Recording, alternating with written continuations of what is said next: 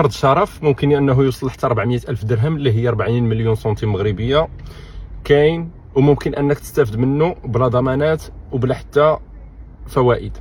غيزون انتربروندر جابت واحد البروغرام جديد هذا العام هذا سميتو ماي ان في بي، فيه 3 ولا 4 ديال الشروط مهمين غنقولهم لك. الا كانوا فيك خصك تسجل قبل من 31 مارس. الحاجه الاولى هو ان البروجي ديالك انه يكون قادر انه يخلق اكثر، يعني 5 او اكثر ديال الفرص ديال الشغل في 3 سنين الاولى ديالو. الشرط الثاني هو انه المقاوله ديالك يكون في عمرها اقل من 5 سنين. الشرط الثالث هو انه يكون في 5 ديال المجالات اللي غنخلي لك في الوصف.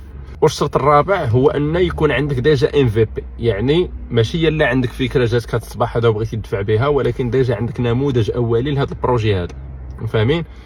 هاد الناس هادو اللي فيهم هاد الشروط هادو راه ممكن انهم يدفعوا قبل من 31 مارس ويقضيو غرض. الا ما كانش عندك رابط ديال التسجيل فقط خلي لي كومونتير فيه اي تعليق كيف ما بغى يكون، وغادي يوصلك رابط التسجيل حتى لعندك. الا كنتي كتشوف هاد الريل هذا في الانستغرام، الا كنتي كتشوفه في تيك توك ولا في يوتيوب ولا في فيسبوك، راه غادي تلقاه في الوصف، ولا غادي تلقاه في التعليق الاول. غتقول كان اي واحد محتاج استشارات في هاد لي بروغرام ديال الدعم وفي الملفات ديالهم وكيفاش تقاد بيزنس بلان، كيفاش تقاد هاد الامور هذه كامله، فراه المكتب ديالنا كيدير كاع هاد الخدمات، وهذا هو الرقم اللي ممكن انكم تتواصلوا معنا فيه.